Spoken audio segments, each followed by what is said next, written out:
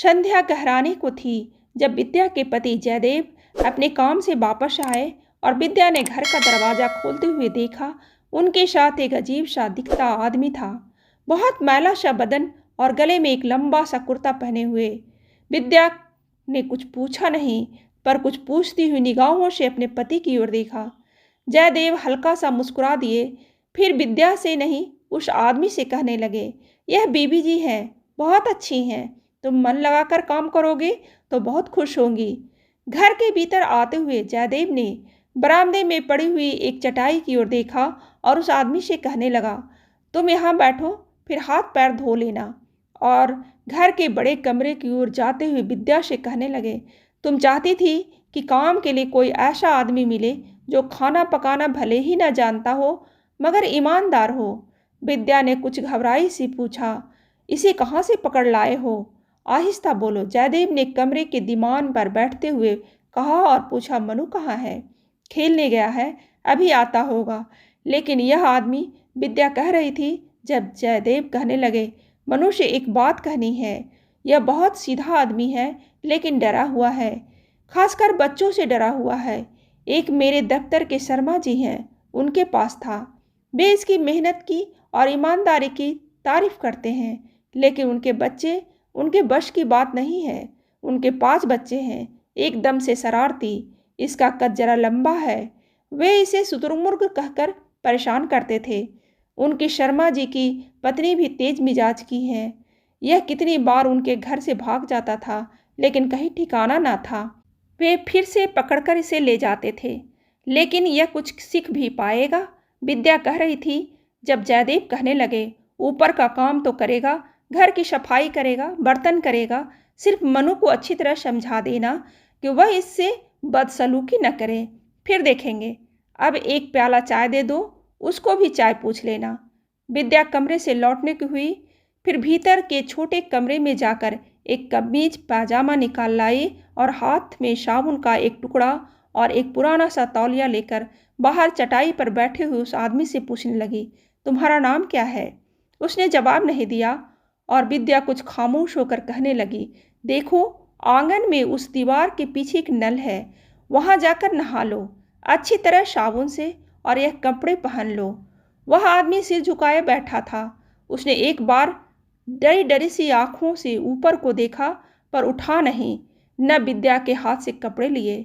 इतने में जयदेव उठकर आए और बोले, मनिया उठो, जैसे बीबी जी कह रही हैं, यह कपड़े ले लो और वहाँ जाकर नहा लो। पास से विद्या मुस्कुरा दी, तुम्हारा नाम तो बहुत अच्छा है, मनिया। मनिया ने आहिस्ता से उठकर विद्या के हाथ से कपड़े भी ले लिए, साबुन और तौलिया भी, और जहाँ उन लोगों ने संकेत किया था वहाँ आंगन में बनी एक छोटी सी दीवार की ओर चल दिया। विद्या ने रसोई में जाकर चाय बनाई। मनिया के लिए 1 गिलास चाय वहाँ रसोई में ही रख दी और बाकी चाय 2 प्यालों में डालकर बड़े कमरे में चली गई।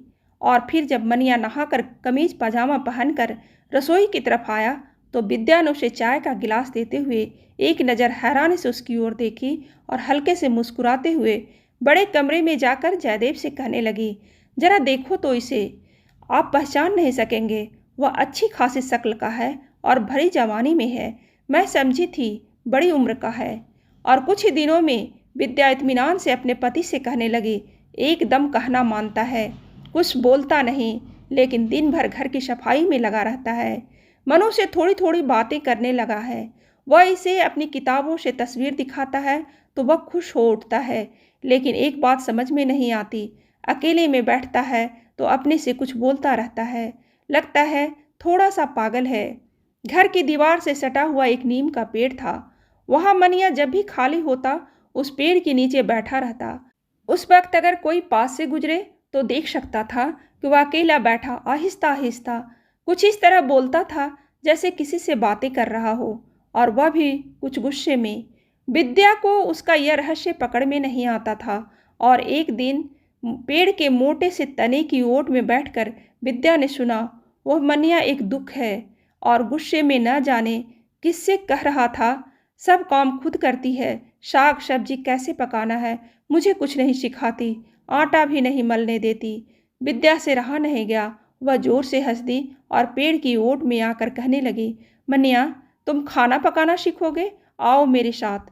तूने मुझसे क्यों नहीं कहा? यह मेरी शिकायत किससे कर रहा था? मनिया शर्मिंदा सा नीम की झड़ती हुई पत्तियां बुहारने लगा। मनिया अब साग सब्जी भी काटने पकाने लगा था और बाजार से खरीद कर लाने भी लगा था। एक दिन बाजार से भिंडी लानी थी। मनिया बाजार गया तो करीब 1 घंटा लौटा नहीं। आया तो उसके हाथ के थैले में बहुत छोटी छोटी और ताज़ी भिंडियाँ थीं, लेकिन उसका सांस ऐसे फूल रहा था जैसे कहीं से भागता हुआ आया हो। आते ही कहने लगा, देखो जी, कितनी अच्छी भिंडी लाया हूँ। पास वाले बाजार से नहीं, उस दूसरे बड़े बाजार से लाया हूँ। विद्या ने भिंडी को धोकर छलनी में डाल दिया पानी सुखाने के लिए और कहने लगी, भिंडी तो बढ़िया है, क्या इस बाजार में नहीं थी? मनिया कहने लगा, इस बाजार में जहाँ आप लोग सब्जी लेते हैं वह आदमी बहुत खराब है। उसके पास पकी हुई और बासी भिंडी थी। वह कहता था मैं वहीं से ले जाऊं और साथ मुझे जहर भी देता था। जहर? विद्या चौंक गई और मनिया की ओर ऐसे देखने लगी जैसे वह आज बिल्कुल पगला गया हो। पूछा, वह तुम्हें जहर क्यों देने लगा? मनिया जल्दी से बोल उठा, इसलिए कि मैं उसकी सड़ी हुई भिंडी खरीद लूं। कहता था मैं जो सब्जी देता हूँ तुम चुपचाप ले लिया करो। मैं रोज के तुम्हें 20 पैसे दूंगा। इस तरह के पैसे जहर होते हैं। विद्या मनिया की ओर देखती रह गई, फिर हल्के से मुस्कुराकर पूछने लगी, यह तुम्हें किसने बताया था कि इस तरह के पैसे जहर होते हैं? मनिया आज बहुत खुश था। बताने लगा, माँ ने कहा था जब मैं छोटा था किसी ने मुझे किसी दूसरे के बाग से आम तोड़कर लाने को कहा था और मैं तोड़ लाया था।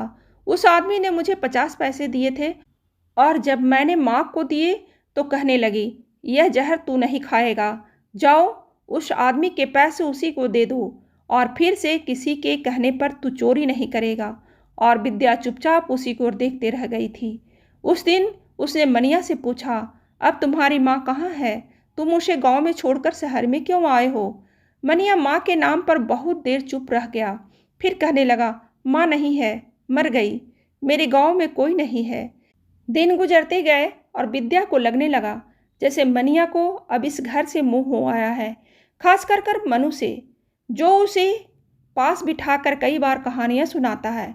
और एक दिन जब मनु ने किसी बात की जिद में आकर रोटी नहीं खाई थी तो विद्या ने देखा कि मनिया ने भी रोटी नहीं खाई थी। एक दिन शाम विद्या ने अपनी अलमारी खोलकर हरे रेशम का एक सूट निकाला जो उसे कल सुबह कहीं जाने के लिए पहनना था। देखा कि कमीज पर कितनी ही सिलवटें थी। उसे मनिया को कहा, जाओ अभी यह कमीज प्रेस करवा के ले आओ। विद्या से कहना अभी चाहिए। मनिया गया पर उल्टे पांव लौट आया और कमीज पलंग पर रख दी। विद्या ने पूछा, क्या हुआ? विद्या ने कमीज प्रेस नहीं की। वह नहीं करती। मनिया ने इतना सा कहा और रसोई में जाकर बर्तन मलने लगा। विद्या ने फिर आवाज़ दी, मनिया क्या हुआ? वह क्यों नहीं करती? जाओ उसे बुला कर लाओ। मनिया उसी तरह बर्तन मलता रहा, गया नहीं। तो विद्या ने फिर से कहा। जवाब में मनिया कहने लगा, साहब आते ही होंगे, अभी मुझे आटा मलना है, अभी दाल भी पकी नहीं और अभी चावल बिनने हैं और मनु साहब ने कुछ मीठा पकाने को कहा था अभी। विद्या हैरान थी, आज मनिया को क्या हो गया है? उसने आज तक किसी काम में आनाकानी नहीं की थी। और विद्या ने कुछ ऊंची आवाज़ में कहा, मैं देख लेती हूँ रसोई में, तुम जाओ विद्या को अभी बुला कर लाओ। मनिया बर्तन वहीं छोड़कर चला गया, लेकिन उल्टे पांव लौट आया। कहने लगा वह नहीं आती और फिर चुपचाप बर्तन मलने लगा। विद्या की पकड़ में कुछ नहीं आ रहा था। वह सोच रही थी, जाने क्या हुआ, विद्या ऐसी तो नहीं थी।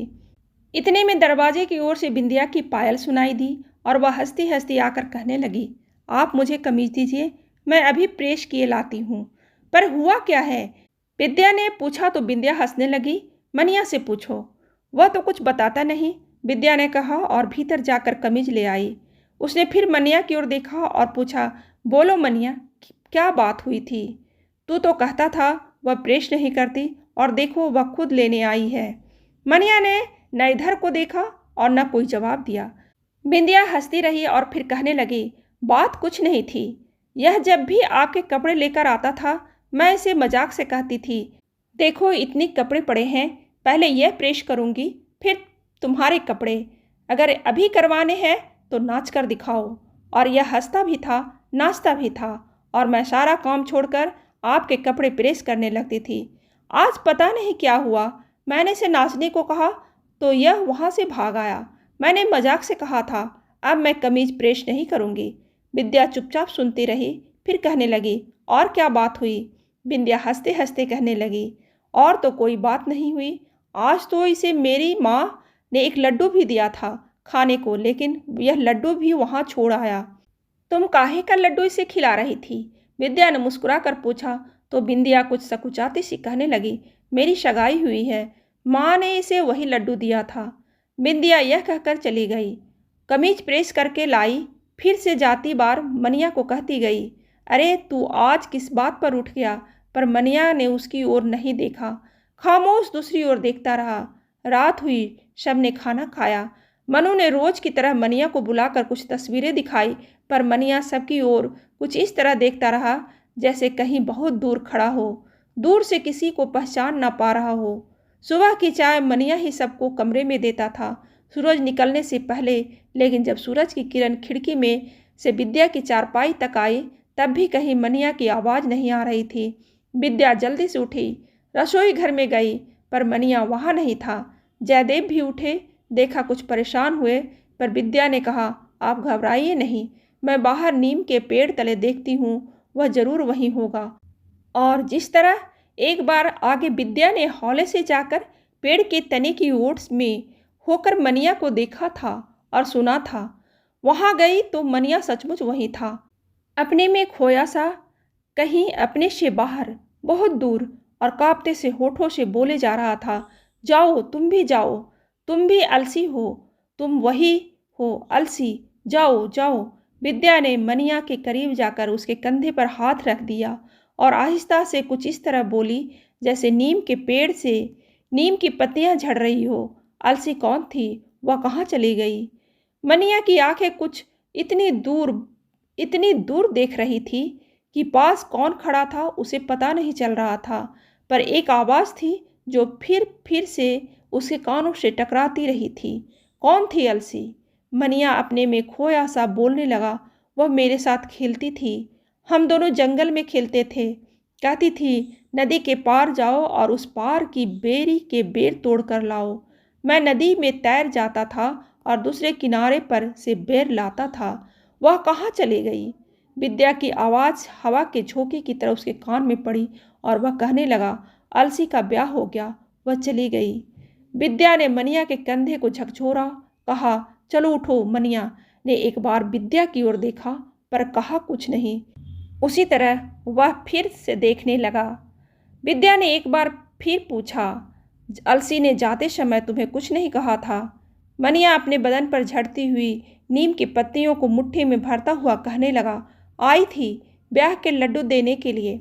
और मनिया मुट्ठी खोलकर नीम की पत्तियों को जमीन पर बिखेरता कहने लगा, मुझे लड्डू खिलाती है। विद्या ने उसके सिर पर से नीम की पत्तियां झाड़ते हुए कुछ जोर से कहा, अब उठो, चलो चाय बनाओ। मनिया एक फरमावदार की तरह उठ खड़ा हुआ और घर में आकर चाय बनाने लगा। वह छुट्टी का दिन था। विद्या को और जयदेव को आज कहीं जाना था, इसलिए चाय पीकर मनु को घर में छोड़कर चले गए। दोपहर ढलने लगी थी। जब वे दोनों वापस आए तो घर में मनु था, पर मनिया नहीं था। मनु ने बताया उसे खिलाया था, फिर कहीं चला गया और अभी तक आया नहीं है। जयदेव उसकी तलाश में घर से निकलने लगे तो विद्या ने कहा, वह आपको नहीं मिलेगा, वह आज दूसरी बार अपना गांव छोड़कर चला गया है। जयदेव ने विद्या की ओर देखा, पूछा, पर क्यों? विद्या कुछ खामोश रही, फिर कहने लगी, अब एक और अलसी का ब्याह होने वाला है। कहानी अच्छी लगे तो लाइक जरूर करें और ऐसी ही कहानी सुनने के लिए सब्सक्राइब बटन दबाइए।